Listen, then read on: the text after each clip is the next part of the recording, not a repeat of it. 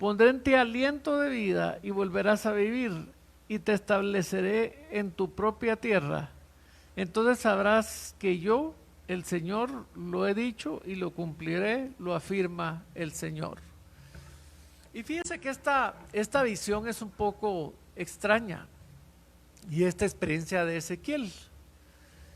Y bueno, sin duda la hemos visto desde ilustrada hasta explicada. Y a mí siempre me ha llamado la atención la figura que usa la Biblia en más de una ocasión sobre la sequedad de los huesos. Pero en este particular caso hay que leer el contexto en que esto ocurrió. ¿Cuál era el contexto? Bueno, el pueblo de Dios estaba dividido, ¿se recuerdan ustedes? ¿Verdad? Habían dos naciones, Judá e Israel, dos reinos. ¿Y eso fue a consecuencia de qué? De la propia desobediencia del hombre a Dios. Y entonces en este momento justo cuando Ezequiel tiene esa experiencia, porque no podemos juzgar que fue una realidad, fue una visión, fue una experiencia. El pueblo estaba pasando por un momento crucial, desolador. El mismo Dios le dijo a Ezequiel en el 11, hijo de hombre, estos huesos son el pueblo de Israel. Ellos andan diciendo, nuestros huesos se han secado y no tenemos esperanza, estamos perdidos. O sea, una nación sin esperanza. ¿Por causa de Dios o por ellos mismos? Por ellos, por supuesto. Pero eso era irrelevante para Dios, porque hoy aprendíamos en la escuela dominical justamente eso, la misericordia de Dios. ¿Por qué se fue la oveja? ¿Por qué se fracturó? ¿Por qué está perdida? ¿Por qué atrasó a las demás?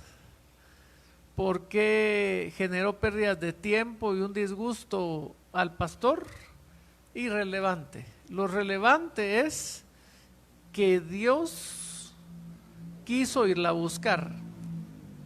Lo relevante en este caso es que Dios, en contra de quien este pueblo había sido transgresor y se había dividido, y si ustedes leen el contexto de esta historia, van a ver que el pueblo estaba pasando por un momento complicado, pero tal vez el momento más desolador, cuando ellos ya no tenían ninguna fuerza, Dios vino y propuso la solución.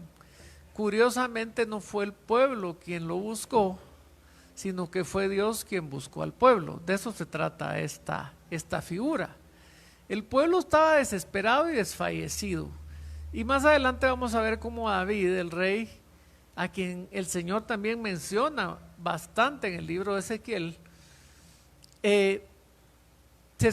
cuando se sintió desfallecido, dijo que sus huesos se habían secado.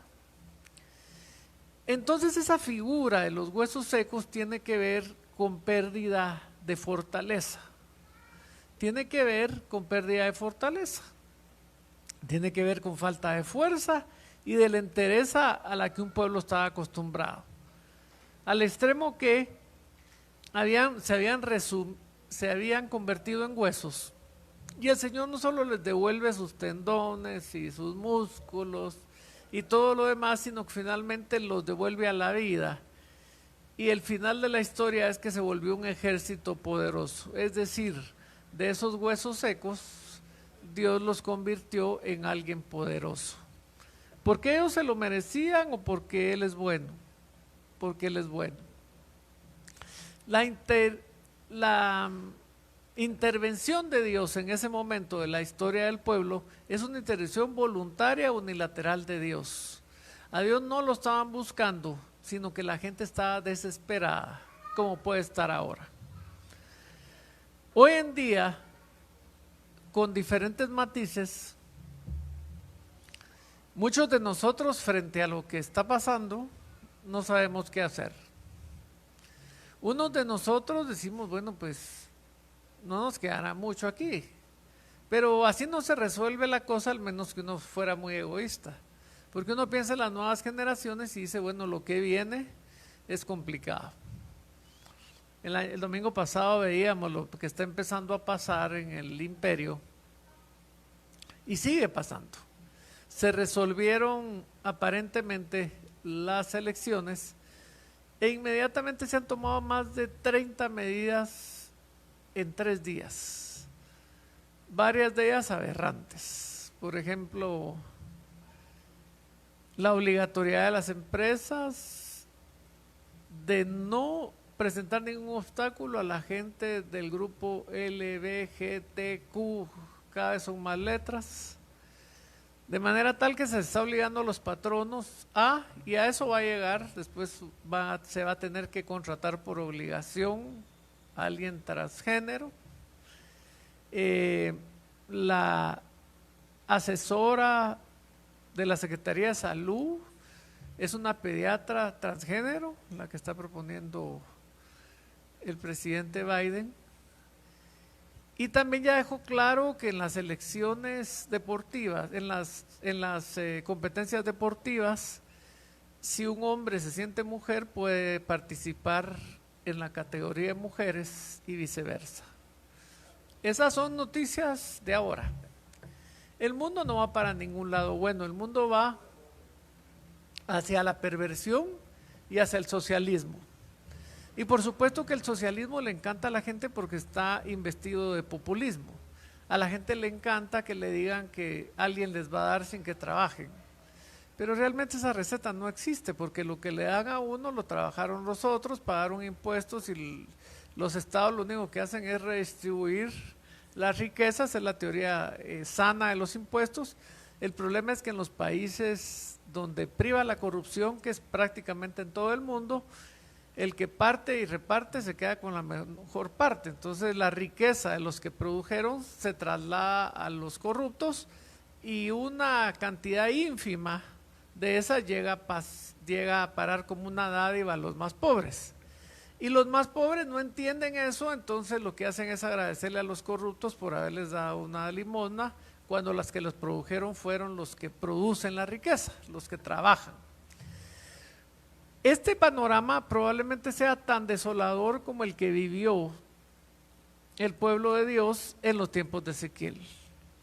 No importa qué nos trajo aquí, porque ¿qué nos trajo aquí? ¿Esto es responsabilidad de Dios o es responsabilidad del hombre? Del hombre.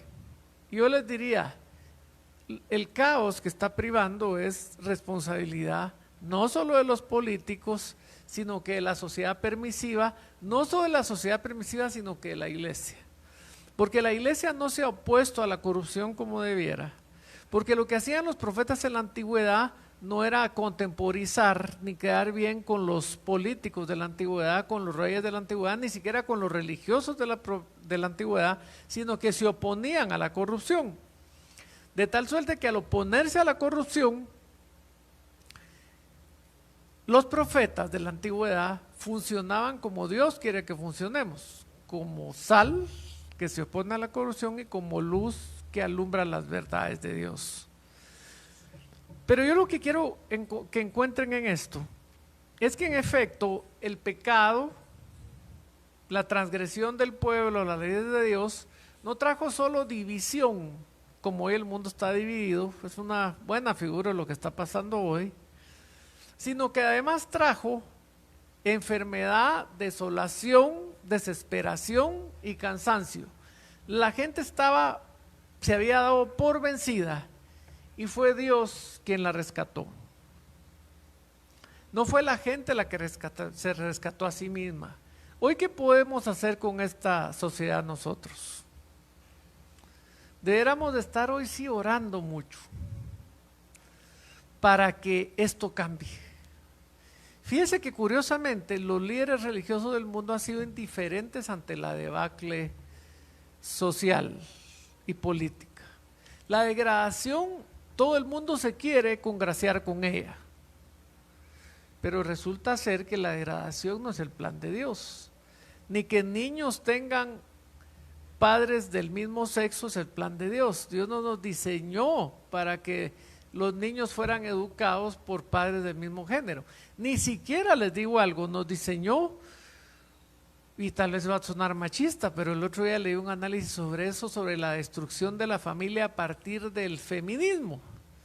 Yo estoy muy de acuerdo que cada quien se realice y que en las parejas se organicen para que produzcan y que cada quien se sienta realizado como quiera hacerlo. Y que la mujer que quiera estar en su casa con los niños creo que no hace mejor elección que esa, lo puede hacer. Pero esta corriente de igualdades, cuando el otro día escribí, no nacimos para ser igualitarios, sino que complementarios. ¿Quién cree en eso? No nacimos para ser igualitarios, nacimos para ser complementarios. Por eso somos sociedad, por eso somos el cuerpo de Cristo, por eso que cada quien tiene diferente rol. El problema de estos movimientos igualitarios es que quieren equiparar lo que es inequiparable. Y entonces le metieron a las familias la idea de que tienen que competir entre esposos en lo profesional, en lo económico. Y entonces lo que hemos tenido en las últimas generaciones son cantidades y millones de niños que no han crecido, no han tenido el privilegio de crecer con sus padres, con el cuidado cercano de la mamá, por ejemplo. Y entonces tenemos una sociedad fraccionada. El niño sí está expuesto y se le sustituye a la madre por el acceso a una tablet, por el acceso al internet. Y ahora se quiere ir más allá y pervertir al niño, diciéndole que es normal que hayan 2 padres y 2 madres. Y en ese mundo estamos. Así que para los que tenemos a Dios, nos quedan 2 cosas. Una, oponernos en la forma que podamos a esta corriente. ¿Los van a insultar? Sí. ¿Los van a declarar cobrados? Por supuesto.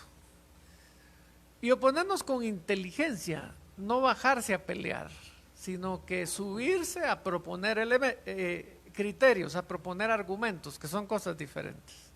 Yo puedo discutir bajando el canasto o no teniendo canasto, sino que argumentos.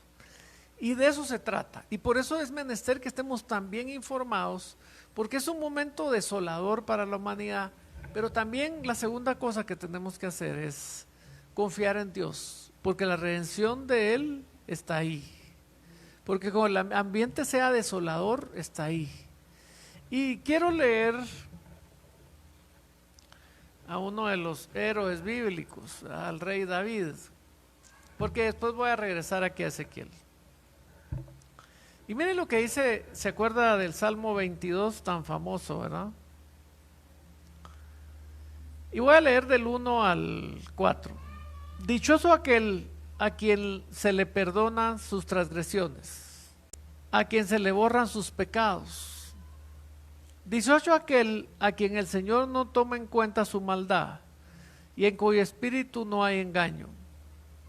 Y fíjense que qué interesante lo que dice David aquí. Dice él que dichoso aquel en cuyo espíritu no hay engaño. ¿Eso qué quiere decir? El que no se engaña a sí mismo pensando que es bueno, ¿verdad? El que sabe lo perverso que es y sabe que necesita la misericordia de Dios. No se está engañando pensando que es mejor que otros, ¿verdad? No está juzgando a otros, no está señalando a otros, sino que mientras guardé silencio, mis huesos se fueron consumiendo por mi gemir todo el día. Mi fuerza se fue debilitando como el calor de verano, porque día y noche tu mano pesaba sobre mí. Pero te confesé mi pecado y no te oculté mi maldad. Me dije, voy a confesar mis transgresiones al Señor, y tú perdonaste mi maldad y mi pecado. Y regresemos ahora a Ezequiel. Aquí vemos a un rey, a un hijo de Dios abatido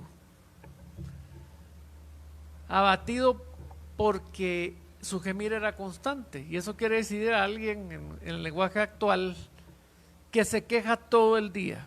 Ya había llegado a un nivel de debilitamiento igual al que tenía el pueblo de Israel después de que él existiera, porque recuérdense que Ezequiel, estamos hablando ya de un momento de la historia en que el reino está dividido. Pero lo que Dios quería en los tiempos de Ezequiel y lo que Dios quería con David era lo mismo. Conózcanme conózcame. Yo no les mandé eso. Ustedes se lo buscaron, ustedes lo sembraron y yo estoy listo para rescatarlos. Al final es el mismo tratamiento que el Señor hace con el pueblo dividido de Ezequiel que con David. ¿Cuál es la historia particular de David y general del pueblo de Israel? ¿Cómo termina esa historia de los huesos secos? ¿Termina en desgracia o en felicidad? Sí, y la de David, después de ese episodio tan atormentante de su vida, también en felicidad, porque Dios no es el que nos metió ahí, pero sí el que siempre nos saca. Y por eso hoy, miren, a mí me sorprende lo de la escuela, porque todo tiene coincidencia. La oveja, Dios no le dijo andate, se va, y él siempre la va a traer. El pueblo de Dios estaba abatido en los tiempos de Ezequiel por sus propios errores. Si ustedes ven todas las profecías antes de esta visión de los huesos, todas son de transgresiones del pueblo y juicios contra el pueblo. Pero aquí el Señor, en su misericordia, como es Él, no siguió hasta destruirlos, sino que Él les propuso una salida. Y a David también se la propuso. A David le habló y le dijo: mira, te hace falta reconocer tus transgresiones. Por eso decía el otro domingo, ¿qué es lo que hay que hacer todos los días en la noche? Reconocer las transgresiones, tratar de no cometerlas y pedir perdón. Y yo tengo que confesar algo que no lo iba a decir, pero lo diré porque hay que ser honesto. Yo padezco de mis huesos y nunca me imaginé que fuera tan feo padecer de los huesos como lo es. Ni siquiera valoré la importancia de mis huesos por décadas enteras, porque no me molestaron.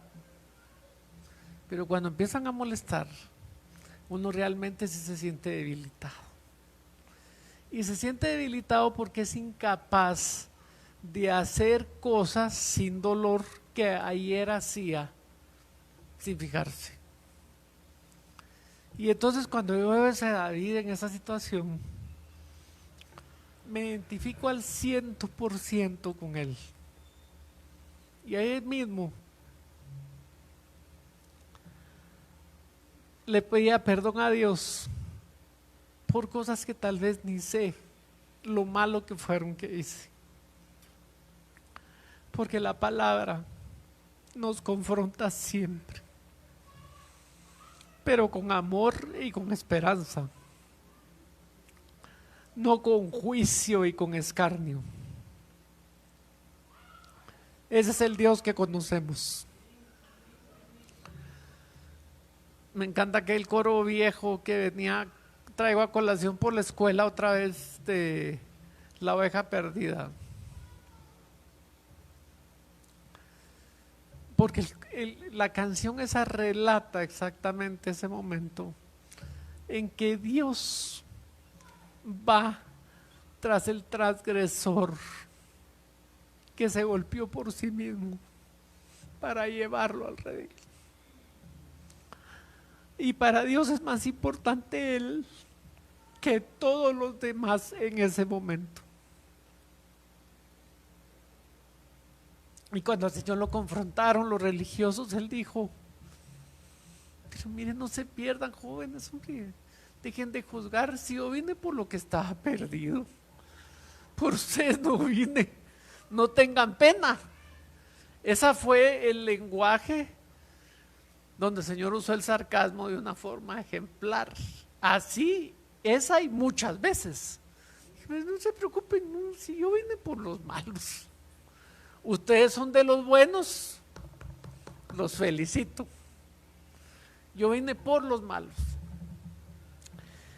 Y fíjese que en los tiempos de Ezequiel lo que termina es con la unificación de Judá e Israel. Dios les promete que va a unificar.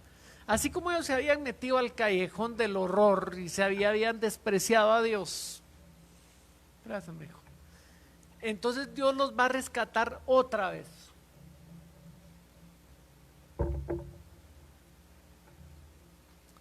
Y dice en el verso,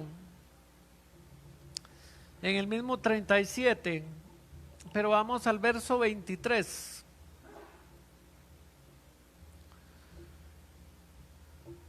Dice, ya no se contaminarán más con sus ídolos, ni con sus iniquidades, ni con actos abominables. Yo los libraré y los purificaré de todas sus infidelidades. Ellos serán mi pueblo y yo seré su Dios. ¿Quién resolvió el asunto? ¿Dios o el pueblo? Esta profecía es distinta a todas, porque es una profecía que era para que le sirviera al profeta. ¿Ya se fijó? Era una visión que le iba a servir al profeta para entender la misericordia que Dios tenía. Esta vez Dios no amenazaba al pueblo con que ellos iban a ser esos huesos secos, sino que diagnosticaba al pueblo como esos huesos secos, que es muy distinto. Dios sabía cómo estaba el pueblo, igual que supo cómo estaba David, o puede saber cómo estoy yo, o sabe cómo está usted. Siempre lo sabe, y si Él siempre está presto a auxiliarnos. En los versos anteriores habla de que el Señor hará que los israelitas estén juntos, que estarán bajo un solo rey nuevamente, pero finalmente habla de que por voluntad de Él y no del pueblo, Él quiere salvarlos y va a hacer que ya no transgredan la ley, los va a apartar de sus iniquidades, de sus inmoralidades y de los ídolos. Y aquí se cumple la palabra cuando dice, porque Él pone como el querer como el hacer por su buena voluntad. Entonces yo le quiero hacer un llamado a que usted nunca se sienta bien por las cosas malas que ha superado, porque no es mérito suyo. Siéntase bien porque Dios decretó que usted la superara. Así como a esa oveja inútil Dios la fue a traer, esos éramos todos, inútiles de regresar. ¿Usted cree que esa oveja hubiera podido regresar? No. Así que la inutilidad de la oveja, y nosotros como ovejas del buen pastor, del único pastor, del verdadero pastor, del único que existe, el que dio su vida por sus ovejas, debemos de estar persuadidos, convencidos de que no tenemos mérito alguno para las mejoras de nuestras vidas, sino que es Dios quien nos guía, nos enseña el camino. Que a veces hay que pasar vicisitudes por nuestras propias acciones, por supuesto. Siempre son las menos y no las que merecemos. Pero Dios siempre está puesto a salvarnos. Y quiero terminar